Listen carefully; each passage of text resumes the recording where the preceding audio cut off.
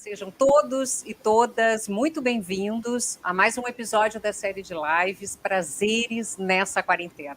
Aqui a gente só fala de assuntos que elevem o nosso astral e aumentem a nossa frequência nesse momento, né, bem delicado que o planeta inteiro está vivendo. Então é muito importante que a gente converse com os nossos amigos, os nossos familiares, de assuntos que nos deem prazer. E hoje o assunto, ele é muito curioso. Tanto eu quanto vocês tenho certeza que vão achar interessante, porque hoje nós vamos falar sobre a Dáquila Pesquisas. E, Rafael, agora contigo. Então, quero saber um pouquinho da tua vida pessoal e profissional ligada, né, a essas pesquisas, ligada à tecnologia, como é que é? Eu, desde criança, me questionava, eu era um rebelde, assim. Eu já não conseguia me adaptar à sociedade, aos costumes, aos métodos educativos tradicionais, tanto em família, na escola. Eu era um questionador, um diferente. E eu me encaixo totalmente nessas características, desde criança. Causei até muitos problemas para minha família, para meus pais, na escola. Era difícil, porque estudei numa escola católica, né, a princípio, e não aceitava algumas situações, regras. Eu questionava o padre, questionava as freiras, questionava tudo, os professores, não só na religião, mas também na ciência. E eu queria sempre saber, era ávido e fascinado pelo conhecimento, mas eu tinha a impressão de que os conhecimentos que nos passavam, eles estavam incompletos. Sempre tive essa sensação, foi impressionante. Isso, sim, ninguém me ensinou isso, ninguém me conduziu a esse tipo de questionamento. Eu era assim. A minha avó paterna, ela sempre me conduziu para uma visão mais religiosa, cristã. Ela lia a Bíblia para mim na época e eu sempre questionava ela, mas por quê? Sempre tinha um porquê, né? Eu não conseguia aceitar as coisas. E isso sempre me conduziu a uma espécie de um caminho autodidata. Eu pesquisava por fora, eu gostava de procurar livros, ir atrás de pessoas que tinham conhecimentos diferentes e gostava de debater na escola, nas aulas. Isso foi até mais ou menos 16 a 17 anos de idade, que eu tive algumas crises emocionais na adolescência, que mexem assim com aspectos emocionais, que ativam certas frequências em nós, que ou a pessoa acaba realmente através de certos sofrimentos e emoções fortes, entrando por um caminho meio perdido na vida, né? Por não encontrar certas respostas diante do vazio que ela encontra, ou ela busca um sentido, busca um propósito, busca questionar a razão de tudo. Graças a Deus eu busquei esse questionamento. Em vez de eu sair para as loucuras da vida, né? Das noites, das drogas, da perdição que muitos jovens entram, eu comecei a questionar. Eu ia atrás de livros, de pessoas, tentava conversar com Deus, né, para me mostrar um caminho, porque nas religiões eu não encontrava, eu não aceitava as doutrinações impostas. E chegou um momento que eu tive um despertar. Conheci algumas pessoas que iluminaram assim meu caminho, né? Me mostraram um pouco de alguns fragmentos de conhecimentos antigos, e isso despertou em mim uma curiosidade, uma busca, uma aspiração muito grande para buscar sempre mais. Depois dos meus 18 anos, mais ou menos, 17, 18 anos, eu não parei mais de estudar. Sempre ia nas livrarias, comprava um monte de livro, ficava lendo, tentando encontrar um sentido, uma resposta, não nas coisas convencionais, mas no que estava oculto, escondido de nós. Porque eu sabia que havia um conhecimento, uma tradição, uma filosofia, algo que não foi mostrado para nós e por algum motivo o mundo escondia de nós. E foi justamente na época que eu estava tentando me encontrar para começar a fazer uma faculdade. Aquele período terrível, né? Que a gente não sabe o que quer fazer da vida, a família te cobrando, todo mundo perguntando o que você vai fazer da vida, como é que você vai ganhar dinheiro. E eu falei, quer saber? Eu tinha entrado em economia, faculdade de economia na época. Fiz uma semana de economia, larguei a faculdade. Hoje eu estou trabalhando com economia o dia inteiro, né? Depois eu fiz direito, tentando me encontrar também, porque minha família é da área jurídica, mas não me adaptei ao direito também. Depois de 2 anos de faculdade, larguei tudo e falei, quer saber, eu só vou escolher o que eu quero fazer quando eu me encontrar. Eu preciso me conhecer, preciso realmente fazer o que eu gosto, o que eu amo, né? E o que tem sentido para mim. E demorou uns 2 anos, assim, para eu entender um pouco mais essa minha busca, meus estudos. Foi aí que eu encontrei a psicologia. Eu falei, bom, o caminho do curso de psicologia é o que mais tem a ver com esse meu despertar, essa minha busca. É uma forma de eu equilibrar e equalizar uma vida profissional com a minha busca espiritual, vamos dizer assim, que eu tinha, né? Então eu comecei a frequentar vários grupos, comecei a me relacionar com várias pessoas, fazer cursos, buscando também entender o aspecto psicológico, científico da vida humana, né? Das pesquisas psicológicas com as tradições antigas que estudavam também o ser humano, tanto no Oriente como aqui no Ocidente, filosofias, religiões, e sempre fui um buscador. Só que eu tinha uma mania de acumular conhecimento. Eu não tinha como parar. É como se eu não me saciasse, né? Eu bebia e comia 24 horas conhecimento e queria sempre mais. E de repente a minha vida começou a me conduzir para caminhos e experiências familiares, afetivas, financeiras, em todos os aspectos dos pilares da vida, para situações que iam me testando, vamos dizer assim, na prática, para ver se todo aquele conhecimento que a gente adquire seria colocado em prática na nossa vida, né? Então, até hoje é assim, mas naquela época foi realmente muito intenso. E eu percebi que eu deveria buscar realmente colocar em prática muitas coisas que eu havia encontrado. Foi quando eu comecei a compartilhar. Eu era muito egoísta, assim, eu ficava muito sozinho, isolado, achando que eu tinha conhecimentos, estudos, e nunca compartilhava as coisas porque achava que as pessoas eram diferentes de mim. Foi quando eu comecei a compartilhar. Isso, eu já estava na faculdade de psicologia, várias pessoas começavam a se reunir, a gente começou a montar grupos de estudos, de vivências, de autoconhecimento, né? E eu sempre fiz isso. Comecei a frequentar também algumas filosofias, eu queria participar de métodos e ações, né, de filosofias antigas, de religiões, para ver como é que era aquela experiência. Cheguei a ser monge por um período, realizar experiências monásticas, né, também. Tudo isso foi muito útil para mim. Frequentei o espiritismo também, frequentei várias linhas de pensamento, a sociedade teosófica, fui membro da teosofia uma época também, e isso foi juntando as peças de um grande quebra-cabeça. Só que foi tudo ainda na esfera da crença, da busca, do conhecimento. Faltavam algumas experiências para mim. E essas experiências vieram ao meu encontro, sintetizando toda essa minha busca, quando eu conheci o antigo Projeto Portal, hoje Dáquila Pesquisas, que é o nosso grupo, o ecossistema Dáquila hoje, né? Naquela época, aquele grupo que me chamou muito a atenção mostrava justamente na prática tudo aquilo que eu estava buscando há anos, né? Em estudos, em livros, na teoria, em vivências. E eu nunca tinha ouvido falar daquele grupo. Eu fiquei muito surpreso, chocado até, com algumas revelações que aquele grupo e as pessoas que faziam parte dele estavam trazendo. E aquilo me chamou tanto a atenção que eu fui até lá. Eu fui para conhecer esse grupo que estava ali iniciando, né, o seu trabalho de pesquisa. Era um projeto ainda. Hoje não mais é um projeto, é um grupo ativo, né, com seu sistema de desenvolvimento e ação no mundo. Mas na época, as pesquisas que eles realizavam trouxeram para mim confirmações que saíram da esfera da espiritualidade, da fé, da crença, do misticismo, né, e me trouxeram realmente para uma vivência prática, para uma ação efetiva diante da sociedade. Ou seja, eu pude me tornar um instrumento no sentido de agir em prol de um propósito que realmente tinha sentido para mim. E foi lá, no Projeto Portal, na época, hoje Dáquila, que eu encontrei essa síntese e tive experiências que confirmaram para mim coisas maravilhosas, né? Que eu acreditava, mas precisava vivenciar ainda. E essas experiências me conduziram, sem sombra de dúvidas, até hoje, né? Por esse caminho em prol da humanidade. Porque eu compreendi que nós deveríamos unificar e tentar encontrar o que tem realmente de essencial em cada busca da verdade espalhada pelo mundo. Todos têm a verdade, fragmentos da verdade. Nós temos que unificar os conhecimentos.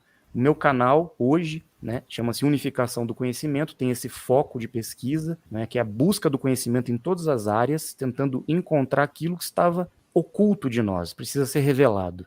E o Dáquila tem essa linha de tentar unificar e buscar a verdade também em todas as áreas do conhecimento. Para resumir, assim, como se forma um ecossistema? Quando alguma célula desse ecossistema está fora de lugar, ele desregula todo o macrosistema. Então é muito importante o equilíbrio, a harmonia, né, a sincronicidade do funcionamento dessas células. Se a gente for para pensar a sociedade, a humanidade, o mundo em que vivemos como um ecossistema, nós estamos vendo a estrutura da sociedade, tanto nível governamental, religioso, social, educacional, legislativo, como a humanidade pensa, sente e vive, né, dentro desse ecossistema, nós vamos ver que está tudo fora de lugar. Existe um desequilíbrio generalizado. O ecossistema Terra, vamos dizer assim, humanidade, está fora de ser um ecossistema saudável. Por quê? Nós acreditamos que existem lideranças, existem grupos no poder, né, grupos e pessoas que, de certa forma, com o intuito de ter cada vez mais poder e hegemonia, e isso já vem há milhares de anos, né, construíram esse ecossistema desequilibrado, manipulado, ou a Matrix, que muitos chamam, né, em outras linhas de pensamento, seria um ecossistema, só que dentro de objetivos e intenções de controle, não é, de certa escravidão mental, de alienação da humanidade. Então nós, em Dáquila, com o nosso ecossistema, o que nós estamos buscando? Na verdade, desde lá do início do Projeto Portal, nós estávamos buscando as anomalias, entender o que não era explicado pela ciência, pelas religiões, através dos fenômenos, a fenomenologia que nós encontrávamos dentro das experiências empíricas. Nós queríamos explicar, buscar o entendimento de onde vinham essas manifestações, começando lá atrás com a ufologia. Foi o início da pesquisa, era um item das pesquisas, né? As anomalias dos astros, as anomalias de realidades paralelas interagindo com esta dimensão onde nós estamos, saindo da esfera mística espiritual e trazendo para uma esfera científica. E tudo isso nos mostrou que existe um ecossistema muito maior na humanidade, na Terra, no mundo, que não engloba apenas aqui onde nós estamos, engloba o mundo espiritual, as realidades dimensionais, outros níveis de consciência. Então nós vivemos num ecossistema que é limitado dentro da terceira dimensão, como se essa fosse a única realidade existente. E é por isso que a humanidade está tão perdida, por isso que o ser humano não se encontrou, né, em termos de propósito, porque não existe uma educação dentro desse ecossistema que nos conduz à verdade. Então o ecossistema Dáquila é uma reunião de conhecimentos que vão consertar esse ecossistema mundial. Então nós estamos no micro Dáquila ecossistema, iniciando um movimento com pessoas e grupos e pesquisadores que se sentem diferentes, que querem encontrar algo mais além, que estão em busca da verdade, em busca do conhecimento, né? Não importa sua linha de pensamento, religião, crença, filosofia de vida, mas aqueles que estão em busca da verdade. Nós queremos que essas pessoas se reúnam, né, como se fosse uma grande família de pesquisadores, para ser um exemplo de ação concreta para a humanidade, para encontrarmos esse ecossistema saudável. Então vamos começar pensando, como é que é a alimentação da humanidade, a nutrição da humanidade, a saúde da humanidade? O que nós podemos fazer dentro de um ecossistema para melhorar a saúde da humanidade? Vamos pesquisar sobre alimentação, sobre tecnologias que nós podemos desenvolver na área da medicina, da saúde, da cura de doenças, né, descobertas genéticas, todo esse desenvolvimento na parte física, tanto a saúde mental também, psicológica, emocional do ser humano. Então nós vamos pesquisar todo esse conhecimento e todas as áreas que vão trazer uma melhoria no setor saúde física e mental do ser humano. Nós vamos pesquisar também tecnologias que podem trazer benefícios e melhorias para todo o sistema. Quando eu falo tecnologias, tecnologias mesmo, em termos de desenvolvimento tecnológico na área da ciência. Energia livre, desenvolvimento de veículos que podem trazer muito mais segurança para o ser humano. Existem vários projetos de pesquisa nesse sentido, na área da tecnologia. Vamos pesquisar também sobre o mundo, onde nós estamos. Será que a geologia, a geografia, a astronomia, todas as áreas da ciência que estudam a Terra estão trazendo informações verdadeiras para nós? Então nós vamos encontrar anomalias diante desse sistema onde nós vivemos da Terra para descobrir se realmente precisa ser encontrado algo diferente que não foi mostrado ainda. Então nós vamos em busca de todos os conhecimentos que ainda precisam ser encontrados e ajustados nesse ecossistema mundial. Astronomia, geografia, entender o mundo onde nós estamos. Vamos pesquisar também sobre a história da humanidade, sobre todas as mitologias, as civilizações antigas, como o ser humano surgiu realmente, qual é a verdadeira história nossa? Será que nos contaram a história verdadeira do mundo? Quem somos nós, o que estamos fazendo aqui, de onde viemos? Isso vai nos conduzir a certas filosofias, vai adentrar também nas religiões, no processo de busca da verdade, entender na história quem foram os mensageiros que vieram para a Terra para trazer informação para nós, conhecimento científico. Essa busca desse reencontro, como se fossem várias peças espalhadas no mundo, a gente tem que juntar essas peças e montar o quebra-cabeça do ecossistema saudável, que vai trazer realmente o verdadeiro sentido da vida humana na Terra. Então o Dáquila, de certa forma, é uma associação de pessoas que se reúne com essa intenção de buscar o melhor para nós, para a humanidade, para a população, em todos os níveis, inclusive na área socioeconômica da sociedade, de levar melhorias para a população em termos sociais, né? Ações concretas de mudança desse sistema. Então, a gente está atuando em todos os setores, né? E estamos de braços abertos para estar em parceria. A nossa palavra-chave em Dáquila é a parceria com todos os grupos, instituições, associações, linhas de pensamento que queiram trabalhar juntos nessa empreitada em busca do conhecimento e desse novo ecossistema que vai melhorar as condições da humanidade. E eu tenho, assim, ó, três questões que eu quero, que são 3 pontos em Dáquila que eu tenho uma curiosidade e quero esclarecimento. Primeiro é a questão da ufologia, né? Como é que Dáquila trabalha, comprova a ufologia, tá? O segundo é a questão da Terra convexa, né? Como é que é esse estudo de vocês e com comprovação? Como que é feito isso, né? Se a ciência toda prova que os orbes são redondos, né? Então, como que é feita essa pesquisa de vocês? E o terceiro é a questão da moeda, né? Como que politicamente, financeiramente, o próprio Estado, o governo vê essa moeda própria de vocês. Então, esses 3 pontos. Vamos começar pela ufologia, então. No início, o foco era mais essa parte das pesquisas ufológicas. Depois, como eu falei também no ecossistema, nós fomos expandindo, né, as investigações. E, de certa forma, ocorreu, sim, toda essa parceria no passado com nossos amigos. Nós chamamos de amigos, né, porque são como nós.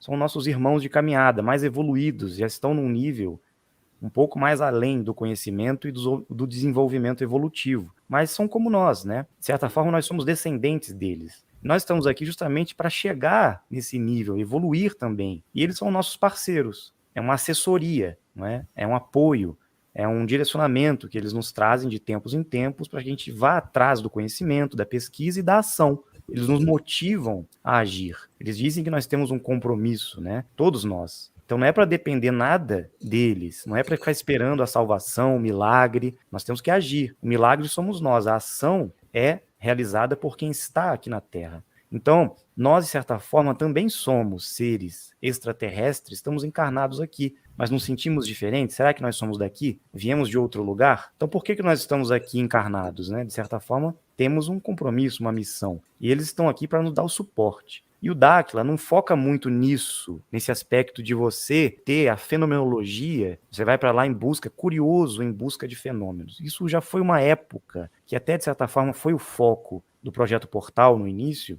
só que nós somos muito perseguidos pela mídia, né? Ocorreram muitos ataques ao Urandir, e nós decidimos seguir o nosso caminho, sem depender muito da opinião das pessoas, da mídia. No momento certo, as coisas seriam entendidas e reveladas. E você questionou a parte da ufologia, né? Como é que não foi provado isso na mídia e tudo mais? Foi. Em 2010, a mídia fez tanta questão de querer apresentar o que nós dizíamos que acontecia lá, e foi ao ar. A Record apresentou a presença deles, a Bandeirantes, através do CQC, depois a Rede TV, programa da Luciana Gimenez, também apresentou, e outros canais também queriam. Então a gente falou, bom, eles vieram aqui, perceberam tudo, filmaram tudo, e o que eles fizeram? Fizeram matérias tendenciosas, difamando, querendo ridicularizar o presidente Urandir Fernando de Oliveira, o nosso grupo, as pessoas. Nós decidimos deixar isso em segundo plano, porque não é importante isso para as pessoas. É importante a gente levar o conhecimento, as descobertas, as pesquisas, né, os benefícios que a humanidade precisa para melhorar as condições de vida. Por isso nós estamos focando bastante agora nessa parte social. Aí você perguntou qual a relação disso com eles, né? O BDM, as pesquisas da Terra, Convexa. Eles nos direcionaram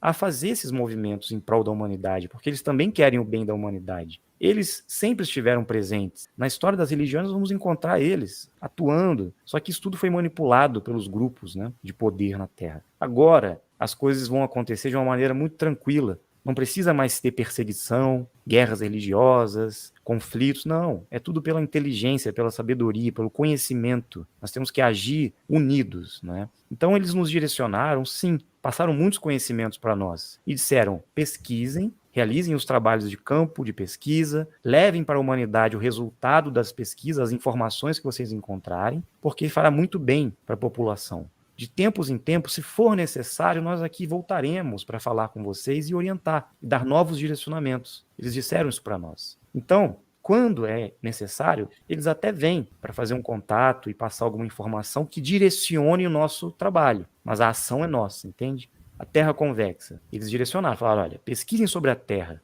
porque vocês estão enganados, a Terra não é um globo. Nós ficamos em choque, né? Mas como assim não é um globo? Todo mundo sabe que é um globo, a ciência, a NASA, todo mundo já viu a Terra. Ele falou, pesquisem, façam testes de curvatura, experimentos de planicidade nas águas, porque a Terra é convexa nos continentes, ou seja, ela sobe até o pico mais alto do relevo das montanhas e desce até o nível do mar, formando uma convexidade. Mas a Terra não é um globo, ela é plana nas águas. Não existe curvatura nas águas, nos mares, nos oceanos, nos lagos. Assim, inicialmente, nós fizemos alguns experimentos. Nós buscamos encontrar curvatura, segundo o cálculo da trigonometria esférica, que a Terra tem 40 mil quilômetros aproximadamente de circunferência do globo e um raio de 6.321 quilômetros. Com isso, nós podemos fazer o cálculo matemático e nós encontramos a matemática da queda de curvatura da Terra em uma certa distância. Fomos fazer os experimentos e não encontramos curvatura. Distâncias muito longas, até 3.000 quilômetros de distância, encontramos a planicidade total. Não existe curvatura no nível das águas. Então nós nos questionamos, espera aí, se nós não estamos encontrando curvatura pelos experimentos que fizemos, com telescópio, com raio laser, com ondas de rádio, com GPS geodésico, vários equipamentos, né, na época nós realizamos, foram 7 anos de pesquisas ao redor do mundo, tem algo errado. O que está acontecendo? Soltamos um balão atmosférico para filmar a Terra lá do alto. E não encontramos também no horizonte nenhum tipo de globo de curvatura, como as imagens da NASA apresentam para nós. É tudo plano. Era isso que eu ia te perguntar, porque a NASA tem é. imagens dos astronautas diariamente. Sim. Tu entra com as imagens ali ao vivo e tem momentos até que eles falam com as pessoas, né? Por exemplo, teve um grupo dos escoteiros no mundo que conseguiram falar com os astronautas lá ao vivo, né? Numa live. Eles estão sempre em contato, mostrando 24 horas que eles estão em volta do planeta Terra, e o que mostra é isso, é o planeta redondo, né? Então isso tudo é uma matrix, eles estão mentindo para nós. Como é que é a visão de Dáquila em relação a isso? Existe um engano, porque as câmeras e as lentes que eles apresentam usam aquela câmera GoPro, olho de peixe, que gera aquela curvatura artificial. Sim. Então eles nos enganam, sim. Então sim. Realmente é em função daquela lente. Isso, é em função da lente e das camadas atmosféricas, porque as camadas atmosféricas geram a impressão de uma suposta curvatura, mas não é a Terra, são as camadas atmosféricas, como se fosse uma lente atmosférica, que dá a impressão que é redondinho. Então, os experimentos mostraram para nós, sem sombra de dúvidas, que a Terra não tinha esse formato que nos apresentava. Então, nós ficamos assim muito intrigados e fomos realizando experimentos ao redor do mundo para entender melhor essa questão da Terra. E fomos estudar os astros, o Sol, a Lua, as estrelas, o movimento do céu, e descobrimos coisas espetaculares, impressionantes, inclusive que quebra totalmente toda a teoria convencional da astronomia, do sistema solar, dos planetas e tudo mais. E isso nós vamos apresentar no próximo documentário. Aqui é um videozinho que eu vou mostrar para vocês da nossa maquete lá em Dáquila. Nós temos nosso globo aí, né, conhecido, nós fizemos para apresentar e mostrar a diferença do que nós encontramos como referência de pesquisa do formato da Terra. Fizemos uma maquete lá na nossa sede, em Dáquila Pesquisas, em Corguinho, Mato Grosso do Sul. Então os continentes estariam espalhados dessa forma, uma planicidade da Terra, das águas, envolto de uma grande borda de gelo. E o mais curioso foi que nós fizemos pesquisas ao norte da Sibéria e da Rússia e encontramos algo surpreendente. Acima daquela região do hemisfério norte, existia uma grande barreira de gelo e nós conseguimos filmar isso com balões. E tem um continente oculto atrás dessa barreira de gelo. Um continente desconhecido. E nós filmamos e encontramos esse continente. Isso vai ser um choque para a ciência, para a história da humanidade, porque eles vão ter que explicar onde que está, né, esse continente. Existem outros também ocultos ainda. Essa maquete representa um pouco do modelo da Terra, né, como nós identificamos, e bate muito com o formato e o modelo de imagens da Terra, de mapas de antigos povos. Todas as civilizações antigas apresentavam um modelo muito parecido com esse, tá? Inclusive a posição dos continentes. Se nós formos ver o símbolo da ONU, existe um mapa da Terra na mesma posição que nós estamos vendo. Então, de certa forma, eles sabem disso. Esse seria mais ou menos visto do alto, né, a nossa Terra, A borda não é tão próxima assim como nós estamos vendo, um pouco mais distante e muito maior também. Se nós víssemos a Terra de lado, seria mais ou menos assim. Então, esse formato que ela está aí, ela está no universo, ela está no sistema solar desse formato, assim, é isso? Nós identificamos que todos os astros, o Sol, a Lua, as estrelas, tudo que existe no céu, que nós identificamos, na verdade está muito próximo aqui da Terra. Faz parte desse sistema que nós chamamos de sistema Terra. Então, o sistema solar, na verdade, faz parte da Terra. A Terra é muito maior do que a gente pensa, e isso é muito polêmico, né? Para a ciência, é um choque você falar uma coisa dessa, porque eles não admitem isso de jeito nenhum. E isso tem uma razão do porquê eles escondem isso de nós. Então, nós partimos da premissa da ausência de curvatura. Não existe curvatura se você realiza os experimentos. Inclusive, desafiamos, né, há um tempo atrás, os cientistas, a Rede Globo, inclusive, foi desafiada, R$1 milhão para provar o contrário e fugiu da raia. Não quis realizar os experimentos com auditoria. Né? Então, assim, estamos esperando os cientistas, todos os pessoas do mundo, mostrarem o contrário, mostrar a curvatura da Terra. E ninguém faz isso, mostra apenas fotos da NASA, filmagens alteradas. Né? Então, isso não é ciência. Foto e vídeo não é ciência. Aliás, a foto mostra um globo com 40 mil quilômetros de circunferência. Então, a própria matemática da ciência comprovada pelas fotos e vídeos deveriam ser provadas com experimentos de curvatura. Isso não acontece. Porque, assim, ó, por exemplo, a gente tem os navegadores, né, que exploraram o planeta através dos mares, né? Temos um grande navegador no planeta que é o Amir Klink, que já foi não sei quantas vezes para a Antártica e já circundou o planeta Terra diversas vezes, inclusive sozinho. Temos cientistas, né, que estudam a Antártica e o Ártico, inclusive aqui no Rio Grande do Sul, na URGS, tem o Centro Polar Antártico, onde os cientistas vão para lá todos os anos, para a Antártica, colocar o criosfera, para medir o clima do planeta e tal. E assim, ó, então eles estão comprovadamente, fisicamente, explorando o planeta Terra há muitos anos, na parte esportiva, na parte de navegação, na parte científica, na parte de climatologia, e nunca foi falado isso, né? Nunca. Então, assim, como que vai ser realmente esse contrassenso, né, da pesquisa de vocês em Dáquila com o resto do mundo inteiro, né? Porque existem aqueles que querem negar, porque por outros interesses, e aí não vamos entrar lá no, né, no mundo Matrix. O próprio Magalhães, quando fez a circunnavegação, né, ele deu a volta aqui, passou pelo Estreito de Magalhães, que é aqui, né, na América do Sul, com a Antártida aqui embaixo. O Almir Klink também fez essa circunnavegação, fez o entorno aqui da Antártida aqui embaixo, né? Então, a questão da Terra ser redonda não anula o fato dela ser plana nas águas, porque existe uma circunferência aqui, certo? Então é isso, os aviões têm suas rotas aqui, todas calculadas por GPS, e tudo está catalogado. Não tem como um avião sair em direção à borda, que ele vai perder a noção da bússola, vai perder qualquer tipo de rota que não está nada, vamos dizer assim, registrado nos mapas, nas cartografias aéreas e marítimas. Isso foi feito de propósito, tá? Foi feito de propósito porque levamos em conta a premissa de que existe realmente um sistema, um grupo que quer esconder a informação da humanidade. Mas por que eles esconderiam isso?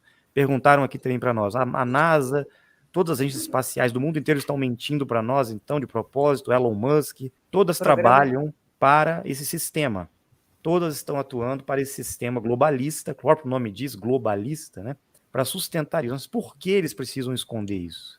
Essa é a grande pergunta, e nós estamos indo atrás dessas respostas. Diante dessa descoberta aqui que nós mostramos, né, desse outro continente aqui em cima, tivemos respostas e descobertas surpreendentes. Né? Então, nós vamos mostrar isso mais para frente, do porquê isso é ocultado de nós. E não só esse continente aqui, não. Existem outros continentes, outras terras. Isso é muito polêmico e vai dar pano para manga aí. Isso vai abrir brecha para a origem da humanidade, para os visitantes do passado, que a ufologia tanto diz que vieram do céu. Vieram de onde, né? A ufologia faz ponte com o estudo da Terra também, porque tudo está relacionado. Então é isso. Ó, tem uma pergunta aqui, ó, da Aline Belegante, minha irmã. Estes continentes são habitados? Será? Será que já teve pessoas que tiveram contato com estes outros habitantes, onde vocês falaram que existem, né, esses outros continentes que estão, né, no nosso planeta aqui. É interessante a pergunta dela e vai de encontro ao que eu questionei anteriormente, né?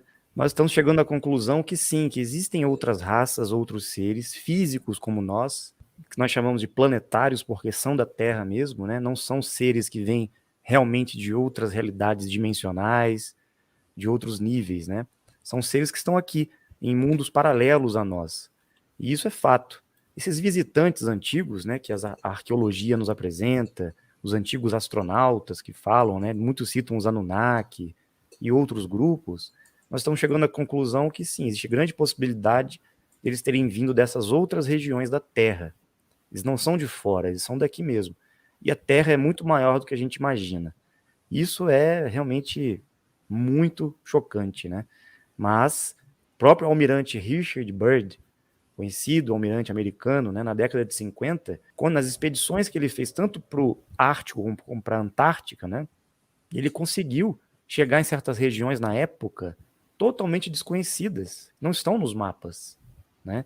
Então ele avistou um grande continente tropical gigantesco, disse que seria praticamente o tamanho dos Estados Unidos, depois da Antártida. Se ele viu isso e relatou isso em mídia nacional na época, né, isso está registrado na história, por que será que não foi pesquisado? E por que depois desse momento que ele fez a expedição, foi criado o Tratado da Antártida, que todos os países praticamente, os maiores países do mundo, criaram suas bases militares lá na Antártida? Por que será? Depois da expedição do almirante Richard Byrd. Então temos que investigar isso também, né? O que eles estão buscando lá? Eles estão querendo chegar nessa outra região e ninguém pode passar lá.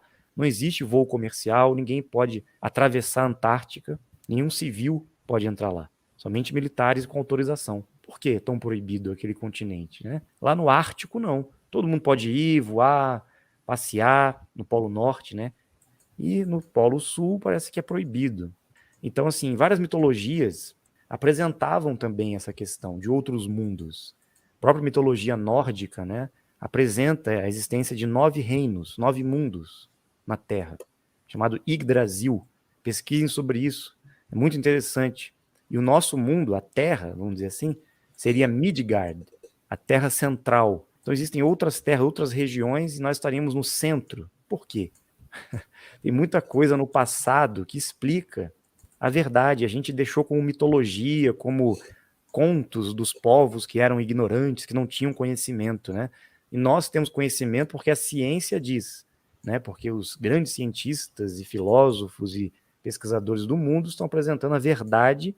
Não estamos conspiracionando contra a ciência, não. Estamos fazendo experimentos, buscando encontrar verdades que corroboram o que a ciência diz. Estamos vendo que não. Tem algo errado. Então, sim, esses outros continentes podem ter vida, pode ter vida sim, em outras frequências, inclusive, não só nessa frequência física, podem ter vida também extrafísica, espiritual.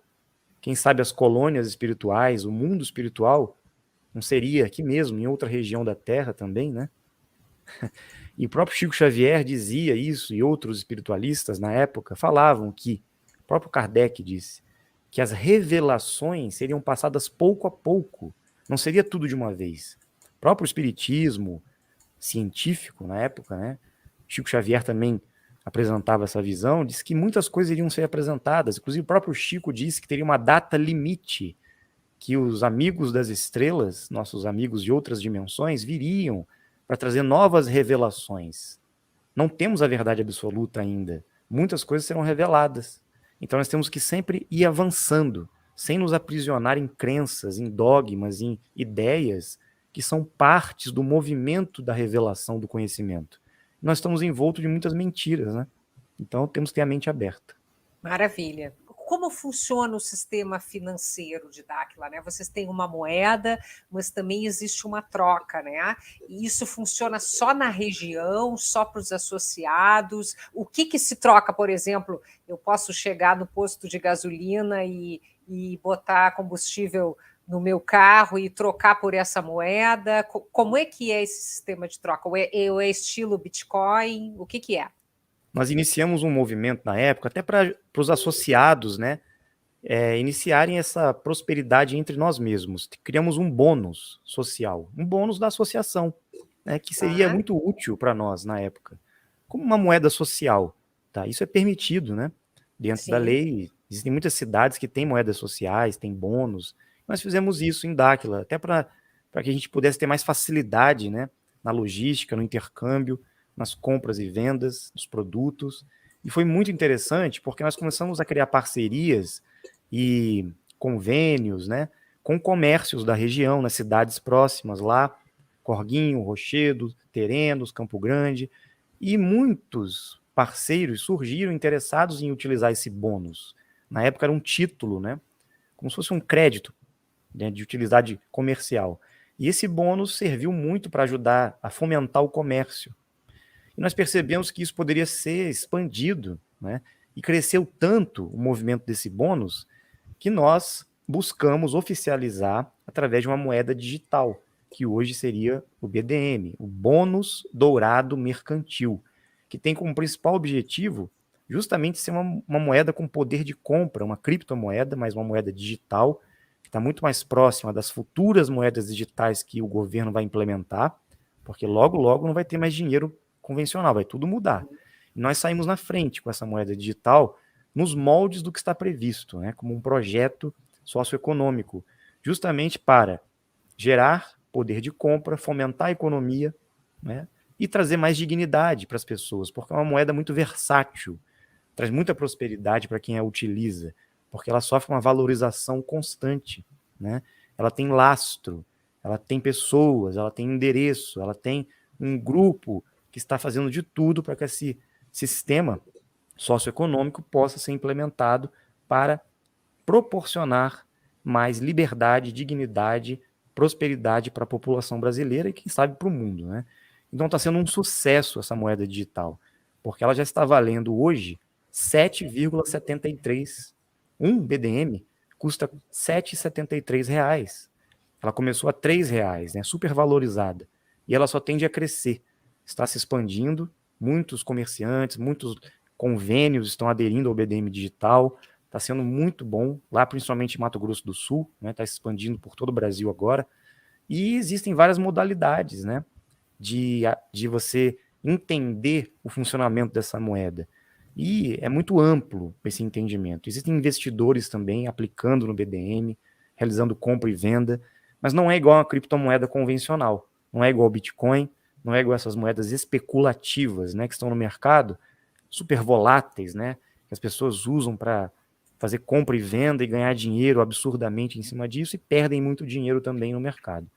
O BDM não. O BDM vem justamente de forma estável.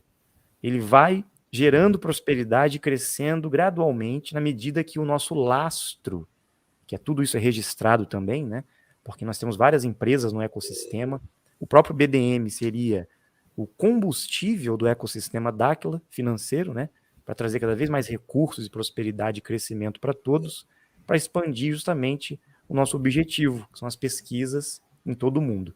Então, todos estão sendo beneficiados com esse movimento, tá? E está sendo bem legal. E sobre Ratanabá, o que tem escondido? Por que todos querem a Amazônia? Tem a ver com o ouro que tem na Amazônia também? Sim, nós realizamos expedições para a Amazônia, já algumas expedições, desde o princípio até no início, né, do trabalho do grupo, e identificamos esse local, essa cidade, Ratanabá, que significa dos reinos para o mundo, porque existiam muitos reinos na Terra, e lá era o principal, seria a capital, vamos dizer assim, de todas as grandes cidades do passado. Tem muita coisa a ser descoberta lá, e isso nós vamos trazer em breve, em parceria com os brasileiros. O Brasil nos espera com grandes revelações e benefícios para todos, né? Tá tudo interligado. Tudo que nós estamos falando aqui hoje está interligado. Sobre essa civilização, é muito interessante, porque não existem registros, vamos dizer, arqueológicos que apontam para os Murius, que são os primeiros povos que estavam presentes aqui. Eles se espalharam por toda a Terra. O que a gente vai encontrar, que nos conecta aos Murius, né, seria o continente de Mu, e os lemurianos, Lemúria, né, que faz relação com os Murios, os Atlantes também. Então as antigas civilizações estavam conectadas, na verdade são remanescentes dos Murios, seus descendentes, porque eles estavam em toda a Terra, toda essa região que nós conhecemos, porque eles mapearam, né, a malha magnética e construíram grandes construções, né, grandes monumentos escalonados em pedra, grandes bases em pedra no mundo inteiro. E essas construções eram pontos de apoio, de base para todos que faziam esses movimentos, que caminhavam sobre a terra. Existem estradas que conectavam essas bases dos Murius e levavam para Ratanabá, porque era o centro. Então todas as cidades antigas do mundo faziam parte desse circuito mundial entre as cidades. Existe até o caminho de Peabiru, ou o caminho real, conhecido na Europa também, e aqui na América do Sul, que era o caminho que conectava essas cidades sobre a malha magnética. E esses caminhos eram percorridos por vários povos, vários grupos, tanto aqueles que conseguiam voar, seguindo a malha magnética, com tecnologias aéreas, como também aqueles que não tinham essas tecnologias. Nós identificamos em todo o mundo as construções dos Murius. Está vendo esse mapa? Sim. São representações de bases e fortes e templos, hoje muitas igrejas, inclusive, né, que na verdade eram construções dos Murius. Lógico, os grupos que foram se apossando desses monumentos foram reformando, reconstruindo, alterando alguma geometria, alguns símbolos, algumas construções, né, justamente para alterar a frequência daquele local, porque esses locais eram todos em cima de vórtices de energia. E olha a quantidade de pontos lá na Europa, né? É bem interessante isso. E nós fomos identificar, partindo dessa pesquisa na Amazônia, aqui no Brasil existem fortes construídos, conhecidos como Fortes Estrela, que supostamente foram os portugueses que construíram, os europeus, quando vieram para cá na época do descobrimento. Só que isso está presente no mundo inteiro. Sim. Essa construção, esse tipo de construção, em todos os países existem essas construções em pedra em formato de estrela, com essas pontas, né? Nos Estados Unidos tem várias, inclusive abaixo da Estátua da Liberdade tem um forte desse de estrela, né? Sim, tem sim. Aqui no Brasil, lá no Rio Grande do Norte, em Natal, tem um também. Tem um, acho que na Bahia tem outro. Na no Bahia, meio da em Pernambuco, lá em Macapá também tem um forte. Todos os fortes, todas as construções antigas, inclusive as igrejas, né, dos jesuítas, eram construções dos Murius também. Eles tomaram posse dessas construções antigas. Antigos castelos, templos, enfim, igrejas, né, que hoje são igrejas, mas não eram no passado. Então é muito interessante, porque Ratanabá tem uma conexão direta com todos esses pontos aqui, porque eles têm túneis subterrâneos que levam diretamente para a América do Sul e apontam para cá. Nós identificamos isso, né? Por isso que buscamos as pesquisas na Amazônia, identificando o berço dessa civilização. Aqui são as pirâmides na Amazônia, né, que foram encontradas também. Isso foi até relatado em pesquisas, né? A própria NASA, com imagem de satélite, essas outras geoglifos que foram encontrados também na região da Amazônica, indicando antigas construções e bases que lá haviam. Tudo isso foi esquecido. Tudo isso foi, de certa forma, perdido na história. E o que será que está escondido de nós, por trás disso tudo, né? Seria o berço da humanidade, o início da civilização na Terra. Rei Salomão, ele visitou a Amazônia. O rio Solimões, né, vem do nome dele, Salomão, Solimões. Ele vinha buscar ouro e prata aqui, a terra que emanava leite e mel, né? Mel seria o ouro, o leite seria a prata. Então os fenícios vieram para cá, os vikings vieram para cá, vários grupos, até os gregos e egípcios. Existe uma teoria que eles saíram daqui e foram para a região da Ásia e da Europa, né? Então, toda a história está manipulada. O início de tudo foi aqui, no Brasil, na América do Sul. Todas as grandes civilizações aqui na América do Sul, inclusive no México, né, também fazem parte dessas cidades satélites ligadas a Ratanabá, na Amazônia, que foi soterrada no último dilúvio que ocorreu. Tá? Então a história precisa ser reencontrada. Lá na Paraíba existe a Pedra do Ingá, por exemplo, né, que tem muitas inscrições que remetem também à presença desses visitantes antigos e de Ratanabá, com inscrições em pedras desconhecidas por nós, né? Então, o Brasil é repleto de achados e experiências que podemos ter na área da arqueologia que vão nos conduzir há certas descobertas que também vão mudar o rumo da história, né? Aí são as construções dos jesuítas, né? Dos murios, na verdade. Todas elas foram construções antigas, deixadas por eles. Na Turquia também, né? Então aí o caminho de Piabiru, né? Que conectava todas essas bases. Aí o forte lá em Natal. Então é muito interessante. Tudo isso, né, nos leva a buscar cada vez mais. Este é lá em Rondônia, Forte Príncipe da Beira, que nós fomos lá, conseguimos acesso em túneis que existem nesse forte, na época, e encontramos a principal entrada que leva para Ratanabá. Então, o exército, na época, ajudou a gente, os militares, né? Urandir teve acesso a esses túneis e fomos impedidos de continuar a pesquisa, na época, devido a alguns interesses dos governantes do Brasil, né? Naquele período. Foi em 2002, 2003, por aí. Encontramos artefatos de ouro, como vocês podem ver, nesses túneis, nessas galerias, né? E precisamos continuar a pesquisa, precisamos ir mais além, porque algo está lá escondido de nós e nós vamos revelar para todos em breve. Bom, eu acho que o nosso objetivo é justamente esse, como eu falei do ecossistema. Então a nossa cidade está sendo construída em Zigurates, existe um monumento escalonado que estará no centro da cidade, existe um observatório, a agência espacial que nós vamos também estar lançando lá. Então vai ser um polo turístico e tecnológico muito importante para a humanidade. Estamos iniciando, contamos com a parceria, colaboração de todos que querem estar junto conosco, né?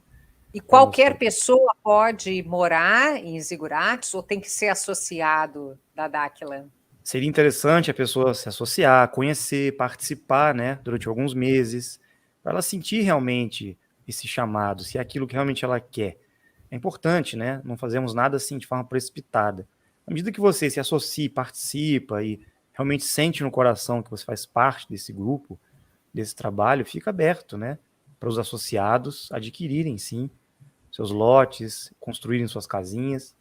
Temos um modelo padrão, né? Abobadadas, são casas redondas, até mesmo para possíveis mudanças climáticas. E muitas coisas estão previstas, né? Vai haver um centro comercial também, centros de pesquisa, tecnológico, bastante coisa bacana.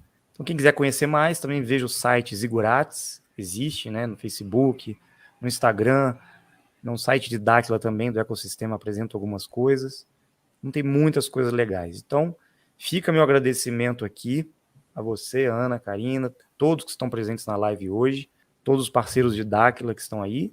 E é isso. Sempre em frente, né, busca do conhecimento, da união, da parceria para chegarmos longe em prol dessa mudança do mundo e em benefício para a humanidade. Muito obrigado e até a próxima live.